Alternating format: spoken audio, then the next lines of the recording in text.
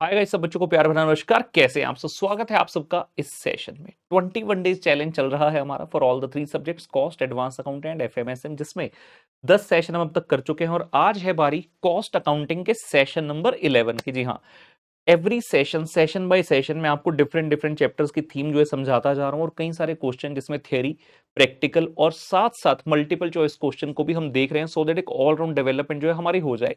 इससे पहले कि आज का सेशन आगे बढ़ाएं, तो आप सब बच्चों से गुजारिश है कि सबसे पहले वीडियो को कर दीजिए लाइक, चैनल को कर लीजिए सब्सक्राइब और साथ में हमारे टेलीग्राम चैनल पर पुत्र जाकर जुड़ जाइए, क्योंकि जो नोट्स इस सेशन में यूज होने वाले हैं those shall be shared on the Telegram channel. चलिए स्टार्ट करते हैं आज का सेशन पुत्र।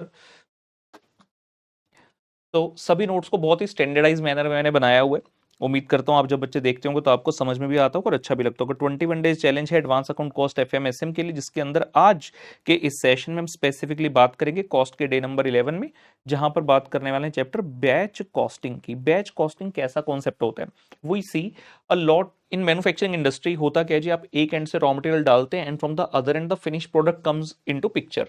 अब बात है कि बीच में हो रही है प्रोसेसिंग। अगर आप single piece of raw material डाल रहे हैं और सिंगल आउटपुट आपके पास आ रहा है, मतलब एक बार में सिंगल आउटपुट आ रहा है, मेनली इस पर फोकस करते हैं, तो वहां पर बैच कॉस्टिंग नहीं होता, वहां पर हम बोलते हैं यूनिट कॉस्टिंग एक तरह से।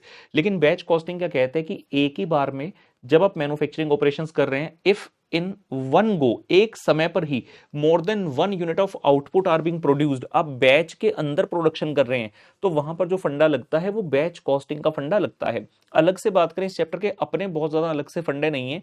कॉस्ट शीट चैप्टर में जिस तरह से आप खर्चों को लेकर एक स्टेटमेंट या फिर शीट बनाते हैं, बिल्कुल उसी प्रकार से बैच कॉस्टिंग के अंदर शीट बनाया जाता है, जहां पर जितने भी खर्चे उस बैच के लगे हम उन सबको इकट्ठा कर लेते हैं। और अगर हमें पर यूनिट कॉस्ट निकालना, तो हम बड़ा ही आसान सा फॉर्मूला लगाते हैं कि जितना भी आपको इस बैच को बनाने में खर्चा लगा है, चाहे वो मटेरियल है, लेबर है, यानी कि डायरेक्ट खर्चे हैं, या फिर जो इनडायरेक्ट खर्चे हैं, factory overhead, admin overhead, selling overhead वगैरह लगा है, तो सारे खर्चों को जोड़कर टोटल कॉस्ट को डिवाइड कर लीजिए कि उस एक बैच के अंदर आपने कितने यूनिट्स को प्रोड्यूस किया है, तो वहां से आपके पास कॉस्ट पर यूनिट जो है पुत्र आ जाएगा। ये फंडा होता है बैच कॉस्टिंग का। ठीक है, चलिए जी चलते हैं, देर किस बात की। हमारे सामने क्वेश्चन नंबर 1 जो है आ रहा है, बेहतरीन एग्जाम में आया हुआ, और एग्जाम में अक्सर यही वाला क्वेश्चन बैच कॉस्टिंग से पुत्र पूछा जाता है।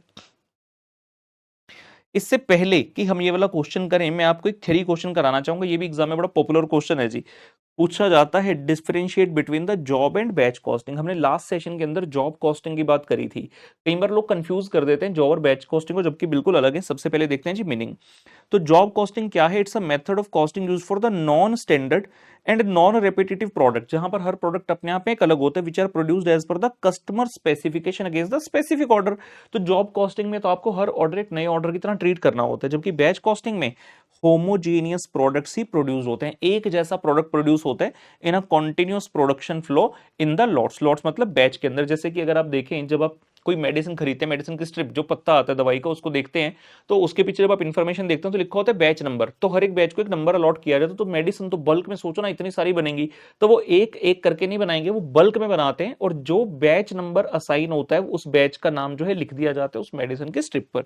दूसरा पॉइंट, कॉस्ट कैसे डिटरमिन होती है? कहते हैं डिटर्मिनेशन ऑफ कॉस्ट। तो जॉब के केस में तो cost is determined for each job, जबकि बैच के केस में cost is determined in aggregate for the entire batch. पूरे बैच के लिए आप कॉस्ट डिटरमाइन करते हैं और उसके बाद पर यूनिट पर आ सकते हैं। कैसे? Total cost of the batch divide by total units in that particular batch. उसके बाद अंतिम पॉइंट, एक डिफरेंस को और देख लेते हैं, नेचर ऑफ जॉब और प्रोडक्ट। तो जॉब जो होती है, एक जॉब दूसरे से अलग होती है, इंडिपेंडेंट होती है, मतलब हर जॉब अपने आप में एक यूनिक है। जबकि बैच कॉस्टिंग में ऐसा नहीं है। Products produced in a batch are homogeneous and they lack the individuality. मतलब हर प्रोडक्ट अपने आप में ऐसे यूनिक नहीं है, सारे एक जैसे हैं, ऑल आर होमोजीनियस। तो ये पॉइंट बनता है। तो एग्जाम में अगर क्वेश्चन आता है डिफरेंशिएशन का, तो आप ऐसे 2-3 पॉइंट लिखकर आ सकते हैं। काफी अच्छा पॉपुलर क्वेश्चन है, इसलिए मैंने साथ में नोट्स में डाल दिया और बता दिया आपको। आए जी, तो हमारे सामने प्रैक्टिकल क्वेश्चन इंपॉर्टेंट है। क्वेश्चन के अंदर पुत्र, एक कंपनी है A limited which is a pharmaceutical company produces the vaccine for diseases like monkeypox, कोविड-19 and chickenpox. A distributor had given an order for 1600 monkeypox vaccine. तो हमारी company है A limited, हम दवाइयां बनाते थे, pharmaceutical company है। एक डिस्ट्रीब्यूटर है, उसने हमें बोला कि उसके लिए मंकी पॉक्स वैक्सीन बनानी है 1600। Company can produce 80 vaccine at a time. इसका मतलब क्या है 80 वैक्सीन एट अ टाइम? की एक बैच में, एक बार में आप 80 यूनिट बना सकते हो। और to process a batch of 80 monkeypox, 80 कैसे आया? भाई अगर 80 बनती हैं एक बार में तो 1600 बनाने के लिए कितने बैच लगेंगे? 1/80 गुना 1600, ठीक है ना? तो कितना आ गया आपके, कितने बैच बनेंगे? 20 बैचेस। 20 बैचेस, ये 80, सॉरी मैंने एक चीज गलत बोल दी यहाँ पर। To process a batch of 80, तो वो उसने बोला एक बार में 80 बनती है, तो एक बार में 80 बनाने का खर्चा बता रहे। सवाल ये उठता है हमें कितने बैच ऐसे लगाने होंगे, तो हमें 20 बैचेस में प्रोडक्शन करनी होगी। कहता है जी following cost would be incurred, क्या क्या कॉस्ट है ये देखिए। मटेरियल लगेगा 4250, ये पर बैच है, अ बैच। वेजेस लगेगी इतनी, और ये आएगा जी लैब सेटअप कॉस्ट। तो ये बेसिकली डायरेक्ट टाइप के खर्चे हो गए जो बैच वाइज लग रहे हैं। प्रोडक्शन ओवरहेड्स की बात करें, these are recovered absorbed at a rate of 20% of wages. तो जितने भी रुपए की आपकी वेजेस होगी उसका 20% कर देना, वो प्रोडक्शन ओवरहेड आ जाएगा। उसके बाद आपने material, wages, lab setup cost और प्रोडक्शन ओवरहेड को जैसे ऐड किया आपके सामने आ जाएगा उत्तर प्रोडक्शन कॉस्ट। तो कहता उस प्रोडक्शन कॉस्ट पे क्या करना, 20% of total production cost is charged in each batch for selling, distribution and admin overhead। तो selling, distribution and admin overhead कैसे आएंगे? जो भी आपकी production cost, cost of production आ गई, उसमें 20% आपने ऐड कर देना।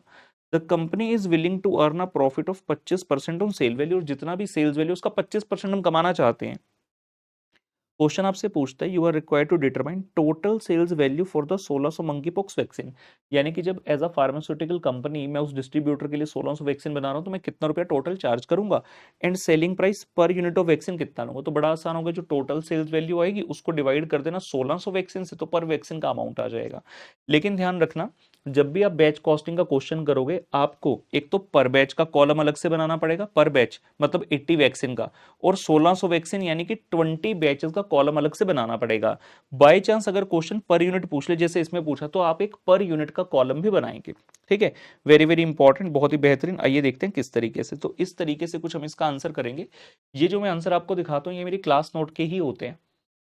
अब जिन बच्चों ने मुझसे क्लास ली उनको तो पता है, जिन बच्चों ने क्लास नहीं ली कहीं पर उनको अचंभा होता है, क्या क्लास में सर ऐसे लिखते हैं? जी हाँ, हम हर एक क्वेश्चन को इसी अंदाज से पूरे बेहतरीन तरीके से प्रॉपर प्रेजेंटेशन के साथ जो है सॉल्व करते हैं। सबसे पहले क्वेश्चन में इंपॉर्टेंट होता है, बच्चे क्या सोचते हैं सिर्फ फाइनल आंसर के नंबर मिलेंगे। फाइनल आंसर के नंबर कितने ही होते हैं? द प्रोसेस, जो प्रक्रिया है, प्रोसीजर है मेन, वो है आपको दिखाना है किस तरीके से आप अपने आंसर पर पहुंचते हो। तो जितने भी क्वेश्चन के अंदर अजम्पशन, वर्किंग नोट्स वगैरह होते हैं वो सब आपको डिटेल में बताने पड़ते हैं। और क्वेश्चन में कुछ शुरुआत की इंपॉर्टेंट चीजें होती हैं, जैसे कि यहाँ पर देखेंगे हमने क्लियरली लिखकर बताया बैच साइज कितने, 80 वैक्सीन का, ऑर्डर कितने का रिसीव हुआ, 1600 वैक्सीन का। तो सबसे पहले हमें डिटरमिन करना है कि हमारे नंबर ऑफ बैचेस कितने हैं। तो 1600 डिवाइड बाई 80 करते हुए हमारे पास आ गए जी नंबर ऑफ बैचेस कितने पुत्र, 20 बैचेस। उसके बाद हम हेडिंग दे रहे हैं statement showing sales value of 1 batch and 20 batches and per unit. तो हम इस तरह के सारे कॉलम बनाकर दिखाएंगे, serial number, particulars, amount for 1 batch, then amount for 20 batches and amount per unit. ये लास्ट कॉलम क्यों बनाए? क्योंकि क्वेश्चन ने आपसे सेलिंग प्राइस पर यूनिट भी पूछा था। आइए देखते हैं एक एक करते हुए। सबसे पहले आ गया पुत्र डायरेक्ट मटेरियल। क्वेश्चन ने आपको बताया 4250 रुपए का है एक बैच का, आपके कितने बैचेस हैं, 20, तो इसको 20 से मल्टीप्लाई कर दीजिए, 85,000 आ जाएगा। और पर यूनिट के लिए क्या करेंगे, जो आपका 4250 है ये एक बैच का है, मतलब एक बैच में कितने वैक्सीन है, 80, तो इसको 80 से डिवाइड कर दो, वैल्यू आ जाएगी आपकी। फिर डायरेक्ट वेजेस में पर बैच कितना है पुत्र, 500 रुपए, 20 बैचेस के लिए होगा 10,000, और डिवाइड कर दिया पर यूनिट से तो 6.25 आ गया। लैब सेटअप कॉस्ट, जो भी खर्चा पर बैच है उसको डायरेक्ट ही मानकर चलेंगे, तो 1400 रुपए पर बैच है, 20 बैचेस के लिए 20 से मल्टीप्लाई किया 28,000 हो गया, और पर यूनिट आ गया पुत्र 17.5। उसके बाद आते हैं जी नंबर 4 हमारे पास प्राइम कॉस्ट। इन सबको आपने ऐड कर लिया 1 + 2 + 3, तो 6150, 1,23,000 एंड 76.875 रिस्पेक्टिवली। नंबर 5 आता है जी प्रोडक्शन ओवरहेड। क्वेश्चन ने कहा था डायरेक्ट वेजेस का 20% कर देना, तो डायरेक्ट वेजेस का 20% 100, डायरेक्ट वेजेस का 20% 2000, और डायरेक्ट वेजेस का 20% 1.25 बन जाता है। ऐड कर दिया तो आपके पास आ गया पुत्र प्रोडक्शन का कॉस्ट 6250, 1,25,000 और 78.125। क्वेश्चन इसके बाद आपको कह रहे हैं जी सेलिंग, डिस्ट्रीब्यूशन और एडमिन ओवरहेड के लिए क्या करना, प्रोडक्शन कॉस्ट का 20% सीधा सीधा ऐड कर देना। तो जो आपकी प्रोडक्शन कॉस्ट आई इसका 20% कर देंगे, वैल्यूज आ गई 1250, 25,000 और 15.625। और नंबर 8 हमारे पास टोटल कॉस्ट आ गई जिसको हम बोलते हैं जी कॉस्ट ऑफ सेल, 7500, 1,50,000 और 93.75। यहां तक करने के पश्चात हमें प्रॉफिट ऐड करना है, लेकिन क्वेश्चन है जो प्रॉफिट है वो as a percentage of cost नहीं बताया, उसने as a percentage of sales price बताया। तो हम क्या करते हैं वर्किंग नोट बना लेते हैं, जहां हम कह रहे हैं जी लेट सेलिंग प्राइस 100 है, उसने बोला प्रॉफिट जो है ना वो 25% है, तो प्रॉफिट हो गया 25, तो कॉस्ट कितना रह गया पुत्र, कॉस्ट प्राइस रह गया आपका 75, तो प्रॉफिट ऑन कॉस्ट प्राइस हो गया 25/75 यानी कि 1/3। तो जितना भी आपका कॉस्ट है इसके ऊपर 1/3 कर दीजिए, ये आपका प्रॉफिट आ जाएगा। तो पर बैच में 2500, पूरे आपके ऑर्डर में 50,000 और पर यूनिट आ गया 31.25। और फाइनली आप इन सबको करेंगे ऐड तो सेल्स की वैल्यू आ गई पर बैच 10,000, टोटल हमारा 1600 वैक्सीन के लिए 2 लाख, और पर वैक्सीन यानी कि पर यूनिट के लिए हम चार्ज कितना करेंगे जी, 125 रुपए। तो एग्जाम में इस तरीके से अपने को ये क्वेश्चन करके आना है, बहुत ही बेहतरीन है, मजेदार, पूरा एक वन वन करके एक एक पॉइंट करके हमने इसको सारा डिटेल में डिस्कस कर लिया। उसके अलावा देखते नहीं, मैंने कुछ आपको मल्टीपल चॉइस क्वेश्चंस भी दिए हैं यहाँ पर। पहला प्रश्न कहता है जी, each batch consist of a number of like dash units या जॉब्स या प्रोडक्ट्स या सर्विसेज, क्या आएगा इसका आंसर, क्या लगता है? Each job consist of a number of like units, units इसका आंसर है जी units. Each job consist of number of like units. उसके बाद क्वेश्चन पूछता है जी, the cost incurred for setting up and processing operations before the start of production of batch. आप batch start करने से पहले ना मशीन को सेटअप करते हैं, अपना ऑपरेशंस को प्रोसेस करते हैं, सो दैट जब आप बैच को प्रोसेस करेंगे तो एक बार में सारा अच्छे से प्रोसेस हो जाएगा। तो बैच के लिए मशीन को सेटअप करना पड़ता है।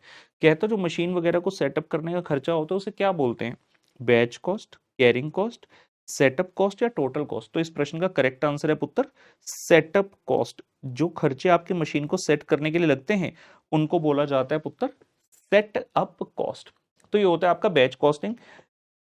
एग्जाम पॉइंट ऑफ व्यू से ऐसा नहीं कि बहुत इंपॉर्टेंट चैप्टर है, क्वेश्चन आएगा ही आएगा, लेकिन हम ये मानते हैं कि जब भी इसका क्वेश्चन एग्जाम में आता है तो एक तरह से कह लो कि बम्पर होता है, लॉटरी की तरह है कि आपको आना चाहिए। चैप्टर छोटा सा है, मतलब इस चैप्टर को करने में ना अपना एफर्ट बड़ा कम लगता है। जब आप लोग भी रिवाइज एक्सेट्रा करोगे जहां से भी आपने पढ़ा है तो आपका समय बड़ा कम लगेगा, लेकिन अगर एग्जाम में क्वेश्चन आ गया, क्योंकि बहुत ही लिमिटेड टाइप के क्वेश्चन बनते हैं, तो 100% आपने अच्छे से उसको कराना है। फुल मार्क्स इस क्वेश्चन में उत्तर आपके इस चैप्टर में आने चाहिए। ठीक है जी, तो मुलाकात करेंगे आपसे अगले सेशन में, तब तक के लिए बाय बाय।